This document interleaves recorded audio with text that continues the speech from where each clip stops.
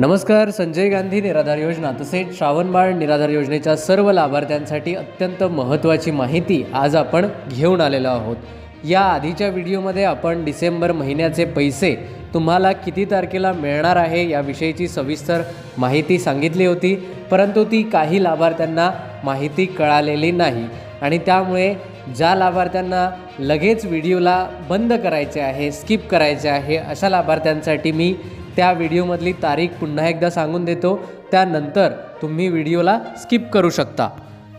म्हणजे मला माहिती आहे की जे नेहमीच लाभार्थी आहे तर ते पूर्ण व्हिडिओ बघतात, परंतु असे काही आहेत ज्यांना खूप घाई असते आणि त्यांना लक्षात येत नाही. त्यामुळे मी वेळ न गमावता त्यांच्यासाठी जी तारीख आहे तर ती सांगतो. त्याआधी जर आपल्यापैकी कुणी चॅनलवरती नवीन असेल तर चॅनलला सबस्क्राईब करायला विसरू नका. तुमच्या मनामध्ये काही प्रश्न किंवा शंका असतील ते देखील विचारा आणि त्याची उत्तरे आज आपण पाहणार आहोत आणि या व्हिडिओमध्ये विचारलेल्या प्रश्नांची उत्तरे पुढील व्हिडिओमध्ये पाहणार आहोत. हे आपलं जे चक्र आहे तर ते नेहमी चालू असतं. तर बघा, तुम्हाला सांगू इच्छितो, तुम्हाला जे डिसेंबर महिन्याचे अनुदान आहे तर ते 15 तारखेच्या नंतर याची प्रोसेस सुरू होणार आहे. ठीक आहे.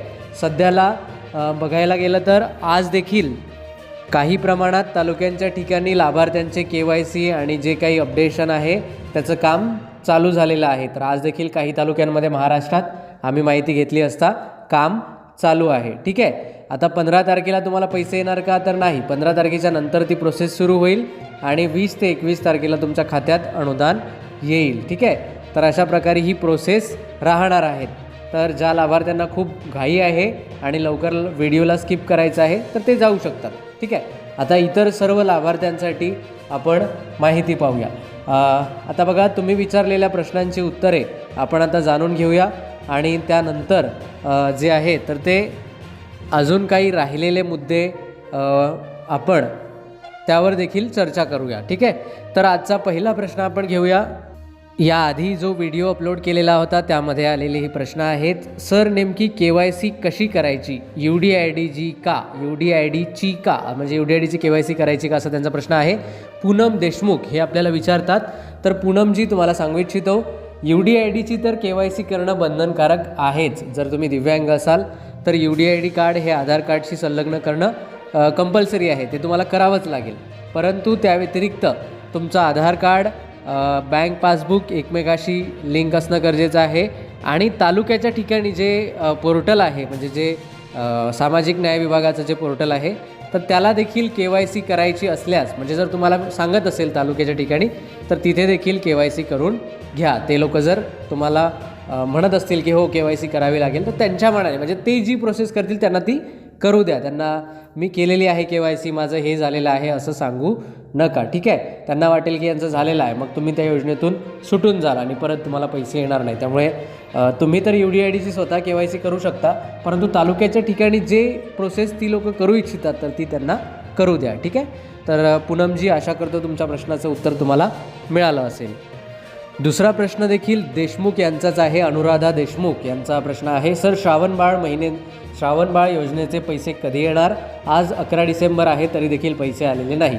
तर तुम्हाला सांगू इच्छितो, श्रावणबाळ योजना किंवा संजय गांधी सर्व योजनांचे पैसे मी आधी सांगितल्याप्रमाणे 15 तारखेनंतर त्याची प्रोसेस सुरू होणार आहे आणि 21 तारखेला जे आहे तर ते 21-20 तारखेच्या आसपास तुम्हाला पैसे येतील. आता तुमचा तालुका कुठला आहे ते सांगा. आपण तालुक्यांची देखील पुढे यादी प्रसिद्ध करणार आहोत की कोणत्या तालुक्यात कधी पैसे येतील. ठीक आहे. तर त्यामुळे तुम्ही चॅनलला फॉलो करत राहा. पुढील प्रश्नाकडे आपण वळूया.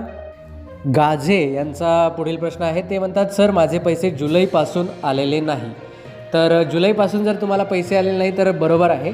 मी या आधीच्या व्हिडिओमध्ये पण तुम्हाला सांगितलेलं होतं सकाळी की ज्या लाभार्थ्यांना 3 ते 4 महिन्याचे पैसे आलेले नाही, 4-5 महिन्याचे पैसे आलेले नाही आहे, अशा लाभार्थ्यांसोबत काय प्रॉब्लेम झाला आहे. तर जुलै महिन्यामध्ये संजय गांधीचं जे पोर्टल आहे त्या पोर्टलवरती शासनाने डॉक्युमेंट्स अपलोड करण्यासाठी सांगितलं होतं आणि तालुक्याच्या ठिकाणी ते अपलोड करण्यात देखील आले.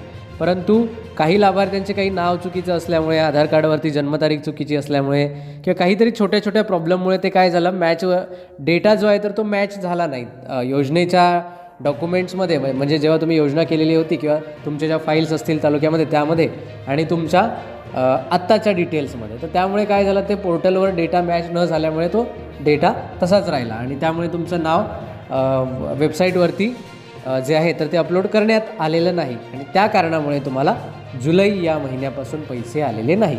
5 जुलैला की काहीतरी ते अपडेट झालेलं होतं. आता मला तारीख एक्झॅक्टली आठवण नाही आहे, परंतु जुलै महिन्यामध्ये हे अपडेशन झालेलं होतं. ठीक आहे.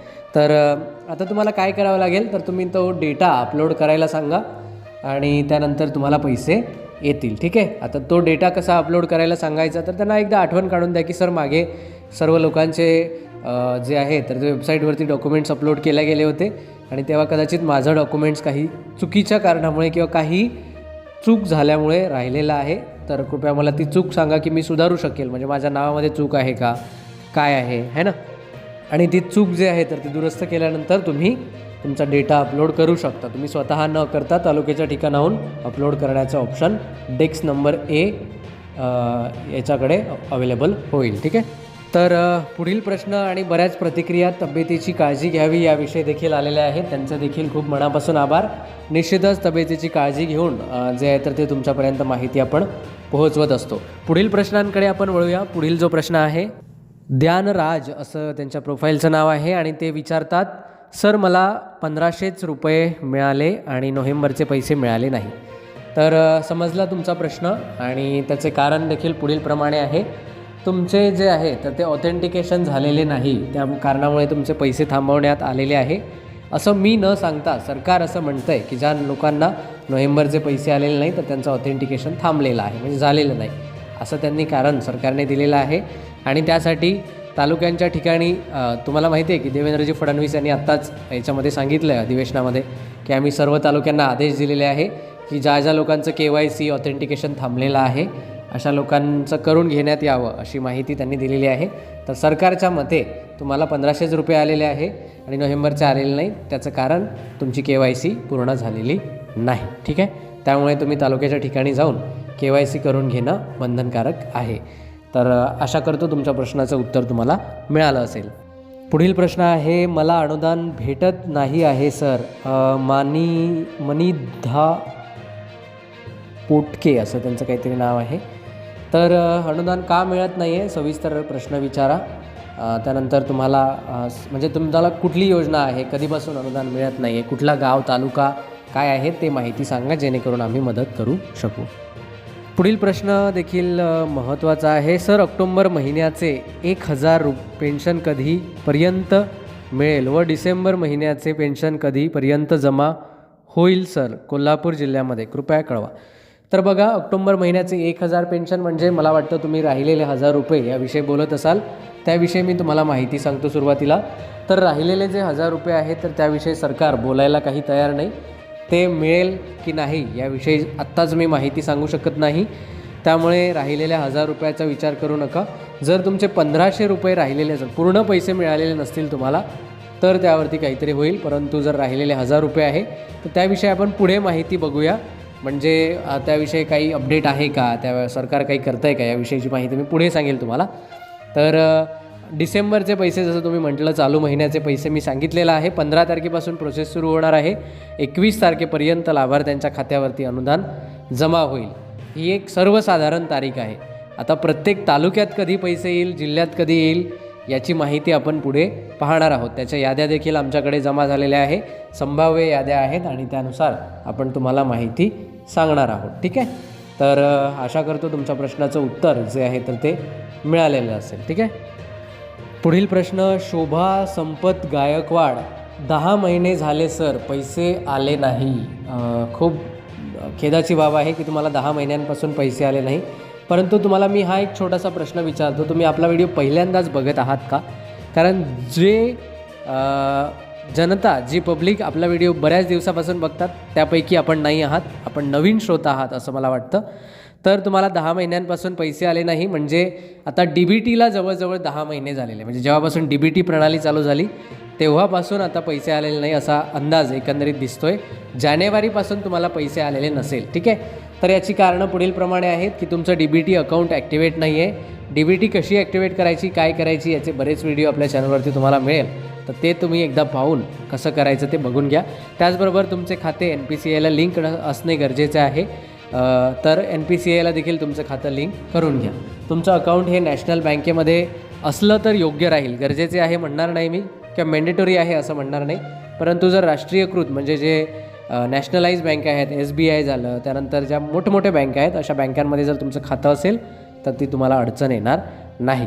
जर तुम्ही DBT केलेली नसेल कुठल्याही अकाउंटमध्ये आणि तुमच्याकडे जर पोस्टाचं खातं नसेल तर साध्यात साधा ऑप्शन, तुम्ही एक नवीन पोस्टाचं खातं उघडा, त्यानंतर ॲटोमॅटिकली तुमची DBT त्या पोस्टाच्या खात्यामध्ये ॲक्टिवेट केली जाईल आणि तुम्हाला ते पैसे येईल. आता ते पोस्टाचं खातं तुम्ही ऑनलाईन देखील उघडू शकता आणि ऑफलाईन देखील उघडू शकतात. एवढं लक्षात ठेवा, खातं उघडल्यानंतर तुमच्या थंबने म्हणजे तुमचा जे बोटाचा ठसा आहे त्याने ते व्हेरीफाय करायचं, त्याची जे काही KYC आहे ती करायची, जेणेकरून तुमची DBT ॲटोमॅटिकली ॲक्टिवेट होईल.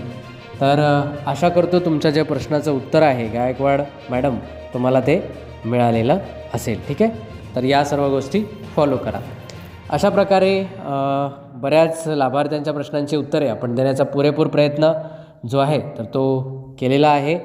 सर्व लाभार्थ्यांना सांगू इच्छितो, मी याआधी देखील तुम्हाला सांगितलेलं आहे की आपल्याकडे तालुक्यांच्या याद्या उपलब्ध आहे, परंतु त्यावर शेवटची जी आहे तर ती व्हेरिफिकेशन्स करणं बाकी आहे.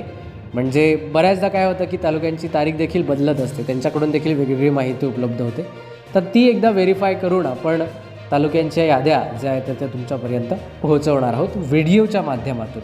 ठीक आहे, तर अशा प्रकारे आजची ही महत्त्वपूर्ण माहिती होती. जर आपल्यापैकी कोणी चॅनलवरती नवीन असेल तर अशाच प्रकारच्या माहितीसाठी आपल्या चॅनलला सबस्क्राईब करायला विसरू नका. आणि जर तुमच्या मनामध्ये देखील काही प्रश्न किंवा काही शंका असतील तर त्या नक्की विचारा. चला तर भेटूया पुन्हा एकदा एका नवीन माहितीसह नवीन व्हिडिओमध्ये. तोपर्यंत मी घेतोय आपली रजा. नमस्कार, धन्यवाद.